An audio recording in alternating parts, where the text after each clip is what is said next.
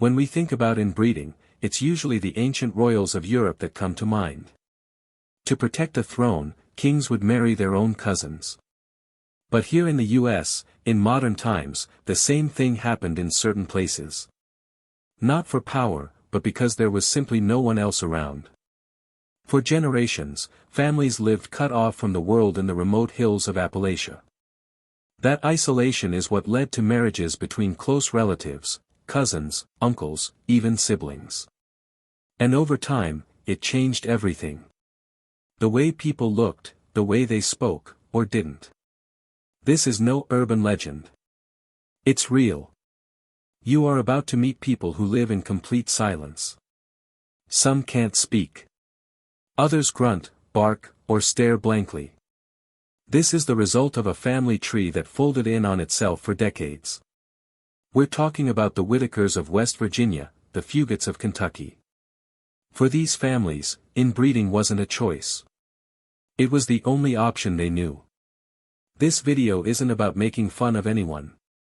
It's about showing what happens when poverty, isolation, and genetics collide in one of America's most forgotten parts. And it all begins with Ray Whitaker, a man who can't talk, but whose story says everything. Ray Whitaker doesn't speak. He doesn't whisper, mutter, or call anyone by name. When he tries to communicate, the only sounds that come out are low grunts and strange vocalizations, almost like barking. He lives in a town called Odd, in the heart of West Virginia. The name might sound ironic, but nothing about Ray's life is a joke. He belongs to the Whitaker family, one of the most extreme and documented cases of inbreeding in American history. Their family became known worldwide after a series of haunting interviews and raw footage exposed just how deep the genetic damage had gone. Ray is one of the most visibly affected members. Experts believe his condition results from multiple generations of consanguinity, close blood relatives marrying and having children within the same family line. In Ray's case, it shows up as profound nonverbal autism and neurological impairment. But here's the thing. Ray understands more than people think. He responds to instructions, follows routines, and shows emotion. He just can't put any of it into words. The damage was already done long before he was even born. When filmmaker Mark Lea interviewed the Whitakers, Ray became an instant symbol. Viewers around the world couldn't believe what they were seeing. Check if you're already subscribed to this channel. You won't want to miss our exclusive investigations into America's darkest family secrets that mainstream media refuses to cover. Hit subscribe now to join our community of truth seekers. Some were horrified, others felt sympathy, but no one forgot him. Ray doesn't live in an institution. He lives at home, surrounded by siblings who are also affected in different ways. His world is small, familiar, and quiet. Except for the occasional growl or grunt. He is, in many ways, a living result of what happens when a family is left alone for too long. Not just socially or financially, but genetically. Ray never chose this life. He was born into it, and his silence speaks louder than any words ever could. Long before the Whitakers, there was another family in the Appalachian region whose story became legendary for a very different reason. Around the year 1820, Martin Fugate arrived in eastern Kentucky. A French orphan, he settled near Troublesome Creek, a remote area where travel was difficult and communities were tight-knit. He married a woman named Elizabeth Smith, a local who, like him, carried a rare recessive gene, one that would shape generations of their descendants. That gene caused a condition called methemoglobinemia, which affects the blood's ability to carry oxygen. The result was skin that appears blue, literally. Not metaphorically sad or cold, but a soft, powdery blue, like faded denim. Of Martin and Elizabeth's 7 children, 4 were born with this blue hue. In any other community, they might have been seen as medical mysteries or even outcasts.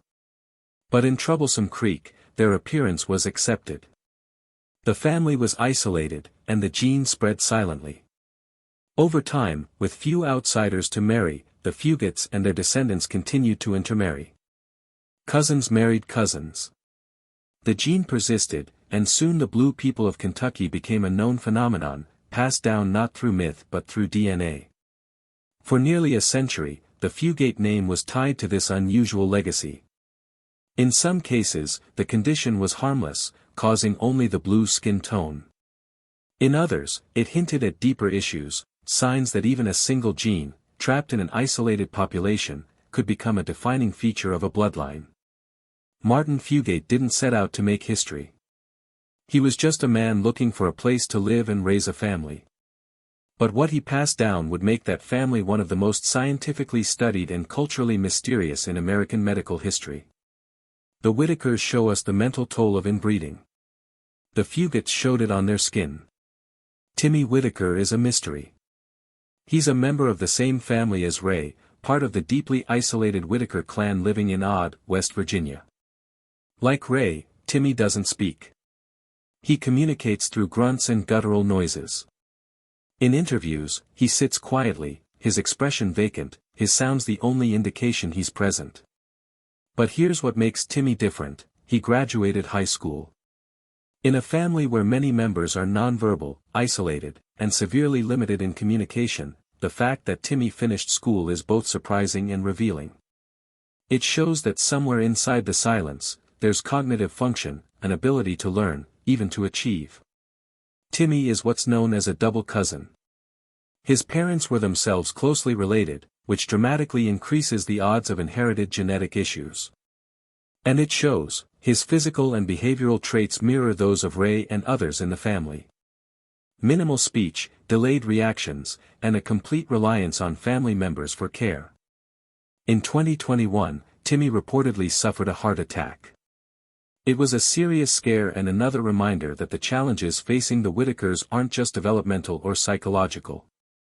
They're medical, too. Years of inbreeding don't just affect the mind. They can weaken the body. But Timmy's case is complex. On one hand, he's clearly affected by the family's genetic history. On the other, he represents a strange kind of hope. A moment where someone from this closed-off world managed to step into a system, even if only briefly, and succeed in it.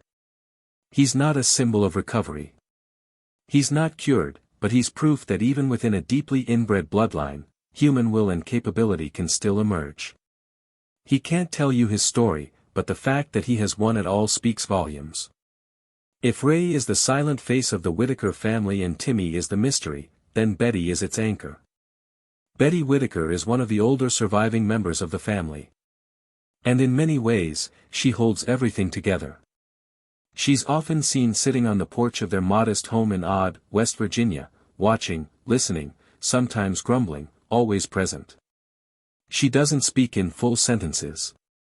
Her communication is limited to short, unintelligible vocalizations, much like her siblings.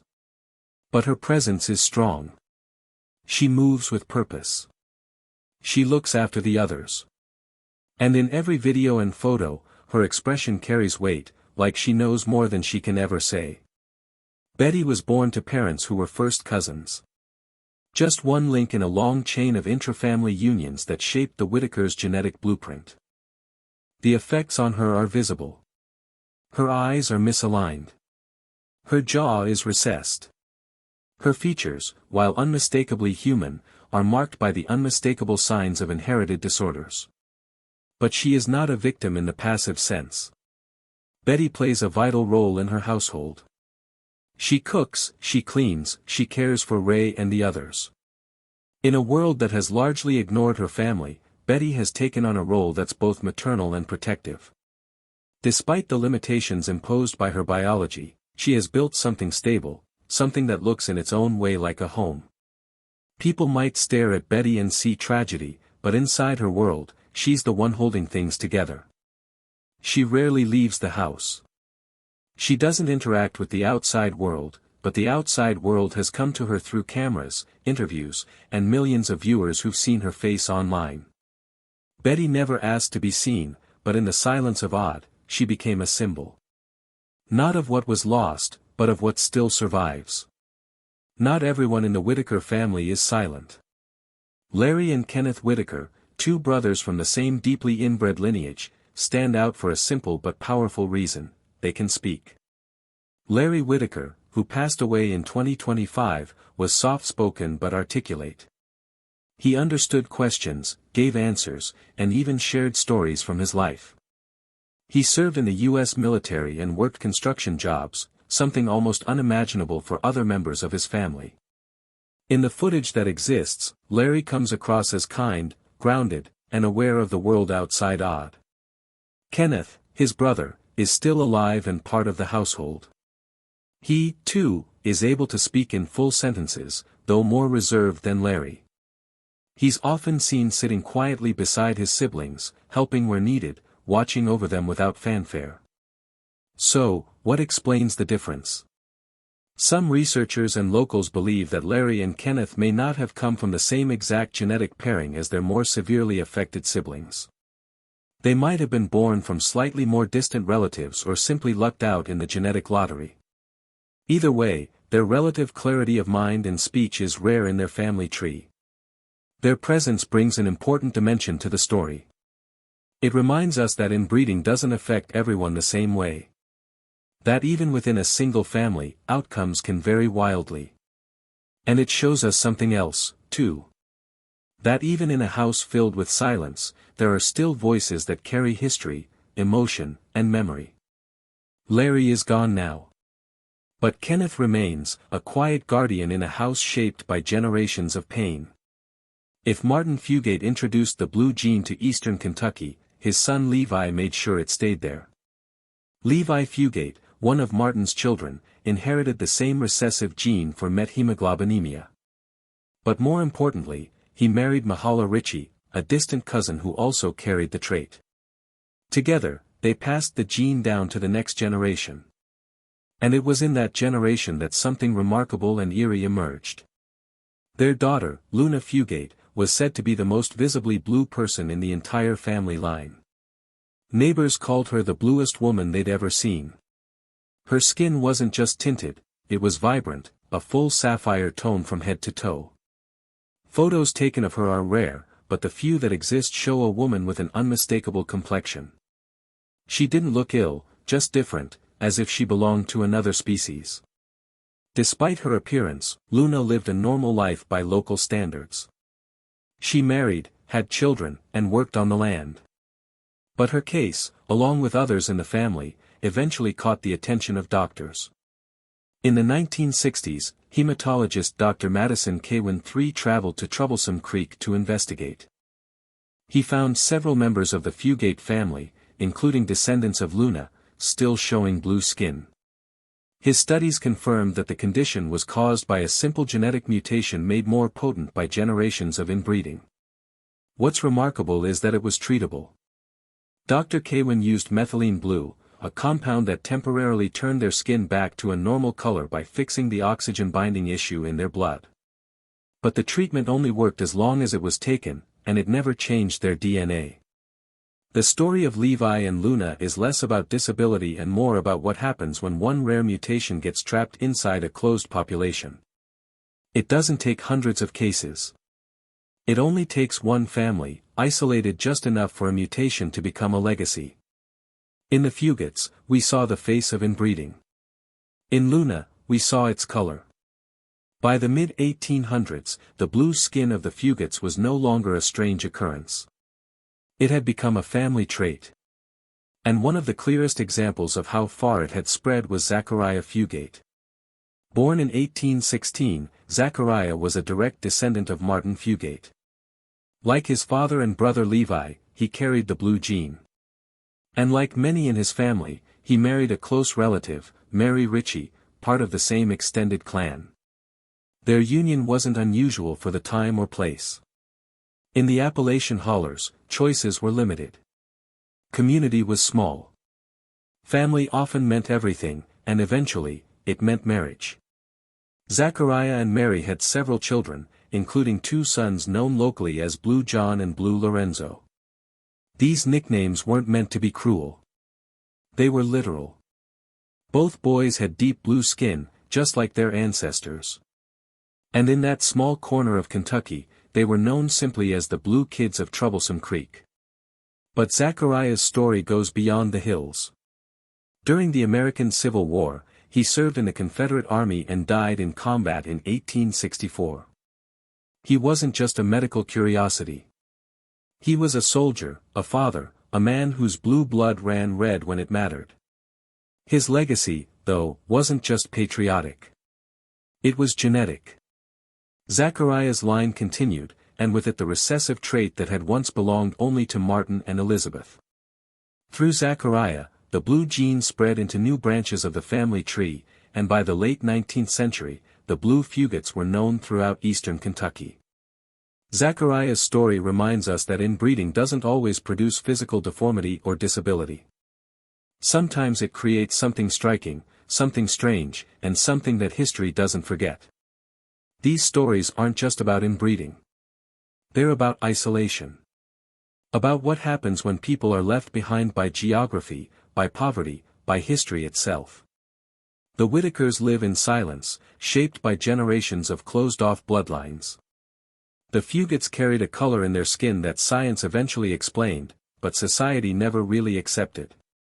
And all of them, Ray, Timmy, Betty, Luna, Zachariah, were born into a world they didn't choose. Their lives are complex, painful, real, and they remind us that the most disturbing truths don't always come from monsters or myths.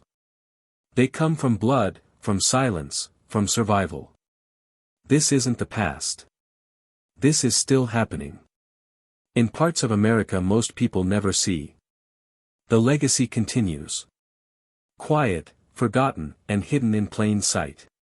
You don't need a castle or crown for a dynasty. Sometimes all it takes is a valley and a name that keeps repeating.